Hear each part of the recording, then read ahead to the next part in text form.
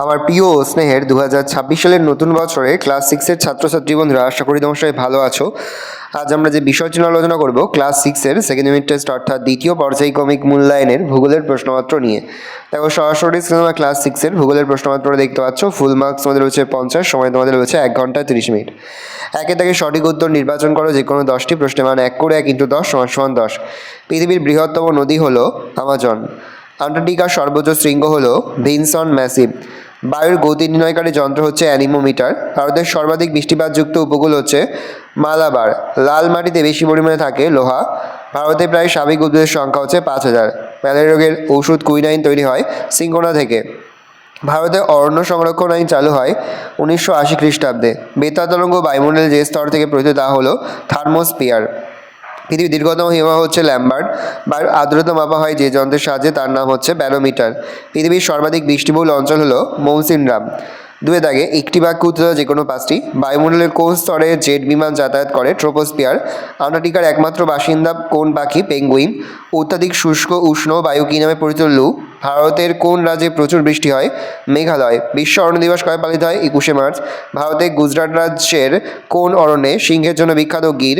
পশ্চিমবঙ্গের জলবায়ু কী প্রকৃতির? উষ্ণ আর্দ্র। শূন্যস্থান পূরণ করো। বিশ্ব পরিবেশ দিবস পালিত হয় 5ই জুন। বৃষ্টিপাত পরিমাপ যন্ত্রের নাম রেনগজ। পশ্চিম ভারতের ধূলিঝড় বলে আধি।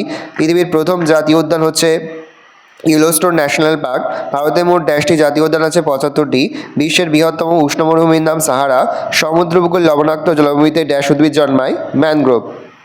4 দাগে লিখিত প্রশ্নগুলোর উত্তর দাও যে কোনো 4টি প্রশ্নের মান 2 করে 2 × 4 = 8। ট্রোপোস্ফিয়ারের অপর নাম ক্ষুব্ধমণ্ডল কেন? উত্তর লিখবে। বায়ুমণ্ডলের সবচেয়ে নিচের স্তরটি হলো ট্রোপোস্ফিয়ার। এই স্তরে মেঘ, ঝড়, বৃষ্টি, তুষারপাত, কুয়াশা প্রভৃতি সব রকমের দুর্যোগ দেখা যায় বলে এই স্তর স্বাভাবিকভাবে অশান্ত প্রকৃতির হয়। এই জন্য ট্রোপোস্ফিয়ারের অপর নাম ক্ষুব্ধমণ্ডল। উল্লেখ্য, সমগ্র স্তরটি নিরক্ষীয় অঞ্চলে 18 কিমি এবং মেরু অঞ্চলে 8 থেকে 9 কিমি উচ্চতা পর্যন্ত বিস্তৃত। অ্যালবেডো কাকে বলে? আগত সৌর বিকিরণের 49% ভূপৃষ্ঠকে উত্তপ্ত করতে পারে না। এর 35% মেঘের গায়ে সূর্যকিরণ ধূলিকণা মেঘের গায়ে ধাক্কা খেয়ে মৌসুমে ফিরে যায়। এই ফিরে যাওয়া সূর্যকিরণকে অ্যালবেডো বলে। পশ্চিমী ঝঞ্ঝা বলতে কী বোঝো? শীতকালে ভারতের স্থলভাগের ওপর দিয়ে শীতল শুষ্ক উত্তর পূর্ব মৌসুমী বায়ু প্রবাহিত হয়। ভারতের এই সময় তেমন বৃষ্টিপাত হয় না।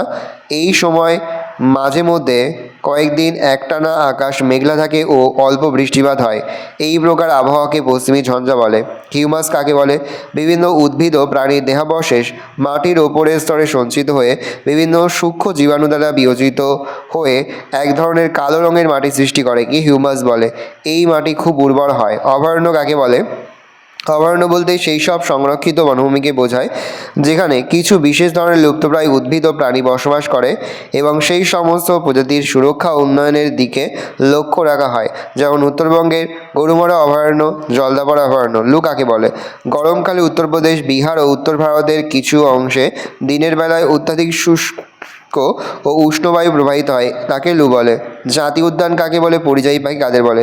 যেখানে বন্যপ্রাণীর সাথে সাথে স্বাভাবিক উদ্ভিদ ও প্রাকৃতিক সৌন্দর্য রক্ষার দিকেও নজর দেওয়া হয়, যেমন কাজিরাঙ্গা জাতীয় উদ্যান। শীতকালে শীতপ্রধান দেশ থেকে কিছু পাখি উড়ে আমাদের দেশে আসে, গরম পড়লে তারা আবার নিজের দেশে ফিরে যায়। এরা পরিযায়ী পাখি। 5 দাগে নিচের প্রশ্নগুলোর উত্তর দাও যে কোনো 4টি প্রশ্নের মান 3 করে 3 × 4 = 12। আন্টার্কটিকাকে সাদা মহাদেশ বলে কেন? উত্তর লিখবে। মানচিত্রে বরফকে বোঝানোর জন্য সাদা রং ব্যবহার করা হয়। আন্টার্কটিকা বিশ্বের সবচেয়ে শীতল মহাদেশ, ফলে সারা বছর মহাদেশটির বেশিরভাগ অংশ 1 থেকে 2 কিমি বরফে ঢাকা থাকে, তাই একে দেখতে সাদা লাগে। মানচিত্রে আন্টার্কটিকাকে সাদা রং দিয়ে বোঝানো হয়। এ সকল কারণে একে সাদা মহাদেশ বলে। উচ্চতা বাড়লে বায়ুচাপ কমে যায় কেন? উচ্চতা বৃদ্ধি পেলে বায়ুচাপ কমতে থাকে। প্রায় প্রতি 900 ফুট উচ্চতায় বায়ুর চাপ 34 মিলিবার কমে যায়। উচ্চতা বাড়লে বায়ুমণ্ডলের গভীরতা কমে, ফলে বায়ু চাপ মুক্ত হয় এবং বায়ুচাপ কমে। 2 বায়ুর ঘনত্ব কমে যাওয়ায় বায়ুর চাপ কমে যায়। মাটি সংরক্ষণের উপায়গুলি: 1 পশুচারণ নিয়ন্ত্রিত মাত্রায় করা উচিত। 2 মাটির বেশি গভীরে খনিজ সম্পদ আহরণ বন্ধ করা। 3 গাছ কাটা বন্ধ করা উচিত। 4 বৃক্ষরোপণ করা। 5 বেশি ঢালযুক্ত অঞ্চলে ঘরবাড়ি নির্মাণ বন্ধ করা। বিশ্ব উষ্ণায়ন কাকে বলে? উত্তর লিখবে। যানবাহন ও শিল্প কারখানা থেকে নির্গত বিষাক্ত গ্যাস বাতাসে মিশে পৃথিবীর চারিদিকে একটি আবরণ তৈরি করেছে, ফলে পৃথিবীর তৈরি হওয়া তাপ পৃথিবীপৃষ্ঠ থেকে বাইরে বেরিয়ে যেতে পারছে না। পৃথিবীর তাপমাত্রা বেড়েই চলেছে, এই ঘটনায় বিশ্ব উষ্ণায়ন নামে পরিচিত। গত 1 দশকে পৃথিবীর তাপমাত্রা 3 ডিগ্রি সেন্টিগ্রেড বেড়েছে। বন্যপ্রাণী কিভাবে রক্ষা করা যায়? 1 অভয়ারণ্য, জাতীয় উদ্যান, সংরক্ষিত বন প্রভৃতি বনভূমি তৈরি করা। 2 জোড়া শিকার বন্ধ করা। 3 অরণ্য, বন্যপ্রাণীর উপযুক্ত পানীয় জল ও খাদ্যের যোগানের ব্যবস্থা করা। 4 গাছ কাটা বন্ধ করা। 5 বন্যপ্রাণী আইন কঠোরভাবে মেনে চলা এবং জনসচেতনতা গড়ে তোলা। নেক্সট, ভারতের মৌসুমী বায়ুর প্রভাব আলোচনা করো।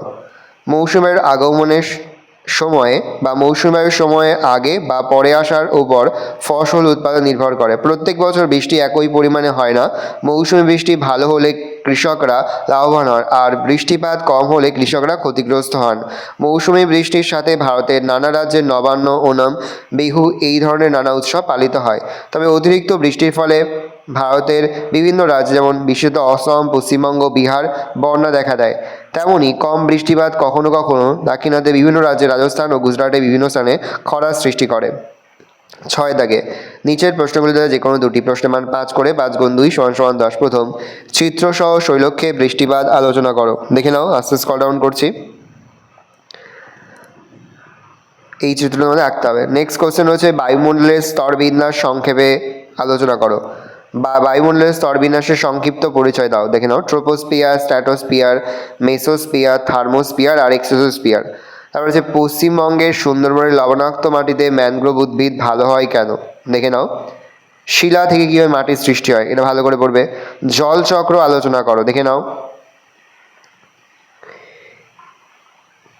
তারপর হচ্ছে পৃথিবীর তাপমণ্ডলের চিত্রসহ পরিচয় দাও। দেখে নাও, উষ্ণমণ্ডল, নাতিশীতোষ্ণমণ্ডল, হিমমণ্ডল। দেখে নাও, এই রয়েছে টোটাল তোমাদের সেকেন্ড ইউনিট টেস্ট অর্থাৎ দ্বিতীয় পর্যায়ক্রমিক মূল্যায়নের ক্লাস 6-এর ভূগোলের প্রশ্নপত্র। ভালো করে প্রশ্নপত্রটা দেখে নাও। আশা করি ভিডিওটা ভালো লেগেছে। ভিডিওটা ভালো লাগলে ভিডিও লাইক করতে ভুলো না। মাত্র নতুন হও তাহলে সাবস্ক্রাইব প্রেস করে পাশে বেল আইকন প্রেস করে নতুন করে ভিডিও আপলোড করি সবার ফার্স্ট নোটিফিকেশন পেয়ে যাও। আর এই ভিডিওটি তোমার বন্ধু বান্ধবী, আত্মীয়স্বজন সবার মধ্যে কিন্তু অনেক অনেক শেয়ার করে দিলে। বছর ক্লাস 6-এ পড়ছে, ভালো করে দেখে নাও। আর কোনো প্রশ্নের উত্তর লিখতে বুঝতে কোনো অসুবিধা হয় তাহলে কিন্তু নির্দ্বিধায় কমেন্ট সেকশনে কমেন্ট করে জানাতে একদমই ভুলবে না।